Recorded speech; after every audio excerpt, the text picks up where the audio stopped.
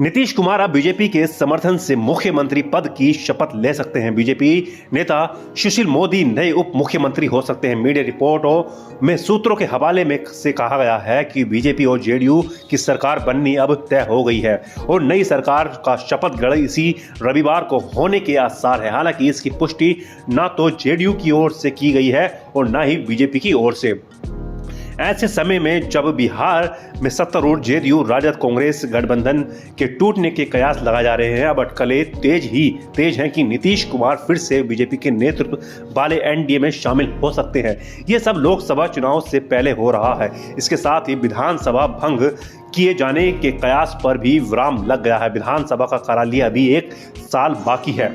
ये घटनाक्रम बिहार में राजनीतिक उथल पुथल और जेडीयू और राजद के मौजूदा गठबंधन के में तनाव के बीच हुआ है। पिछले कुछ समय से चल रहा तनाव इस सप्ताह अपने चरम पर पहुंच गया जब लालू की बेटी रोहिणी आचार्य ने एक के बाद एक 3 ट्वीट करके नीतीश पर इशारों में हमला किया। इससे पहले समाजवादी नेता कर्पूरी ठाकुर को भाजपा के नेतृत्व वाले केंद्र द्वारा भारत रत्न से सम्मानित किया गया था, तो नीतीश ने वंशवाद की राजनीति पर भी हमला किया था।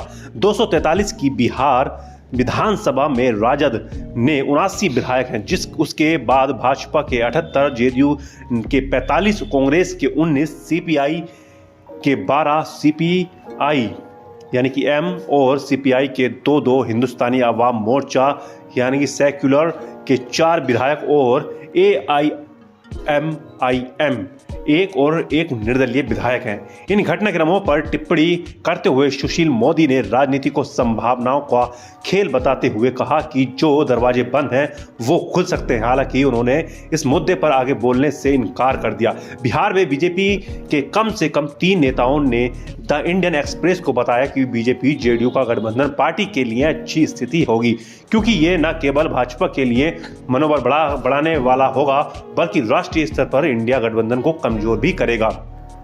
हालांकि राजद ने ऐसी किसी भी संभावना को खारिज कर दिया है और कांग्रेस के कुछ स्थानीय नेताओं ने कहा है कि गठबंधन को कोई खतरा नहीं है। कांग्रेस सूत्रों ने लोक जनशक्ति पार्टी सुप्रीमो चिराग पासवान और राष्ट्रीय लोक जनता दल के प्रमुख उपेंद्र कुशवाहा के बारे में संदेह जताते हुए इंडिया टुडे से कहा कि नीतीश कुमार के लिए भाजपा की ओर वापस जाना आसान नहीं होगा।